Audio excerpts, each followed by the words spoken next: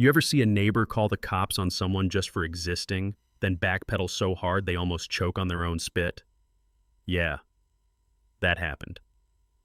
It all started on a quiet afternoon in a modest Atlanta neighborhood. Sun hanging low, kids chasing bubbles, someone grilling 2 blocks down, the usual. And there she was, Marina Ellis, sitting on her front porch with a book in one hand and a cup of chamomile in the other. No noise, no trouble, just peace. Except, apparently, peace makes people nervous when you're a black woman in a mostly white cul-de-sac. Marina had only moved in 2 months ago, 31, composed, with a quiet kind of fire in her eyes. Folks didn't know much about her, but they sure had a lot to say. One neighbor called her the help under their breath. Another whispered something about property values. But the real star of the show? Miss Joyce Halbrook from 2 doors down.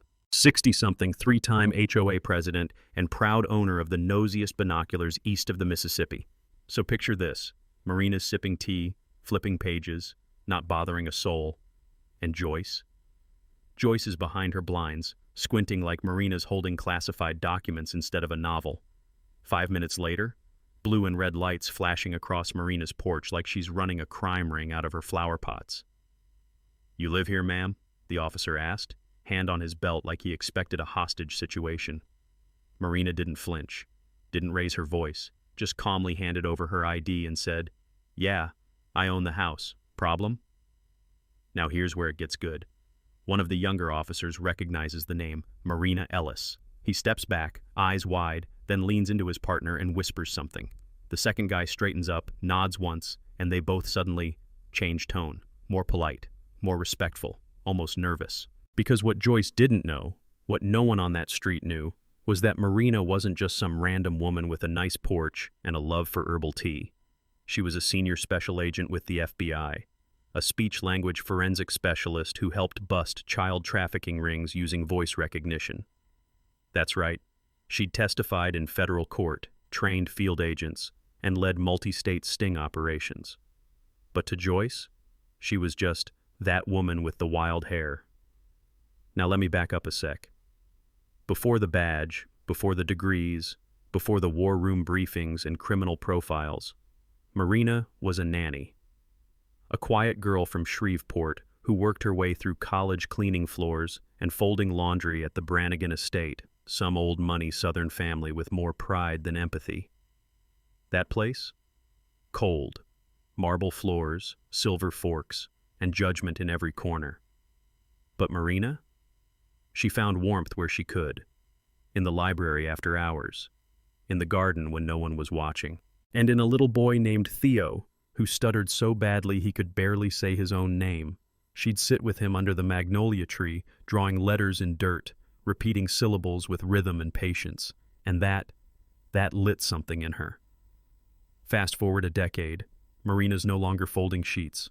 She's unlocking voices, teaching immigrant kids how to pronounce courage, running a clinic for families who can't afford therapy, funded not by the state, not by grants, but by anonymous donors with names you'd find on Fortune 500 boards, people she helped, people she saved. And now, she's back in Atlanta, building something real, a life that means something. And this neighborhood, it was supposed to be a quiet chapter.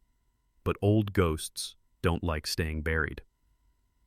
2 days after the cop incident, Marina gets an invitation, scratch that, a summons from the HOA to explain her behavior. Joyce is there, smug as ever, flanked by men in golf polos who couldn't define empathy if it hit them in the 9-iron.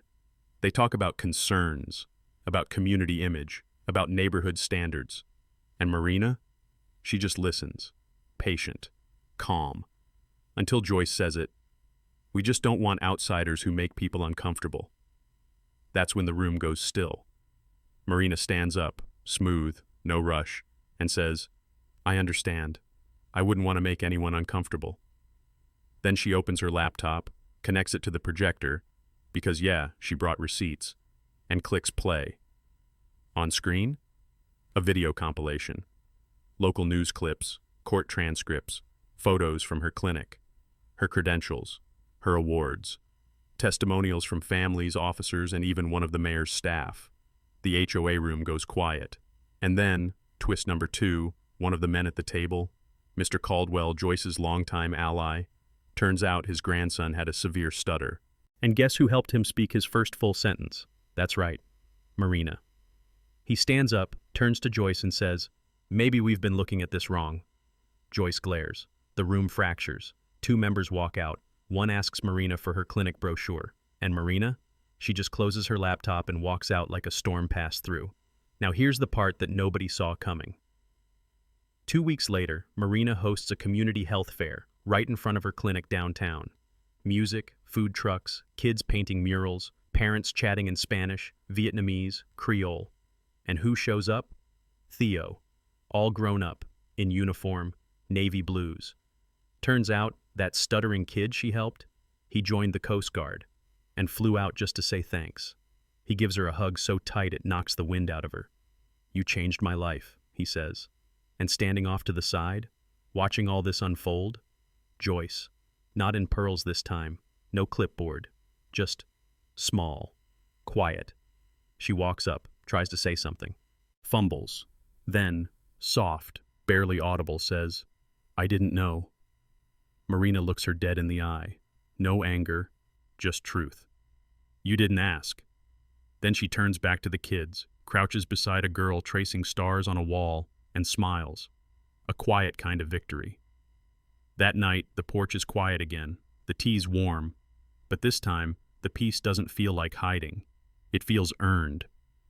And Joyce, she still lives there, still peeks through the blinds sometimes, but she doesn't call the cops anymore. Because now, she knows.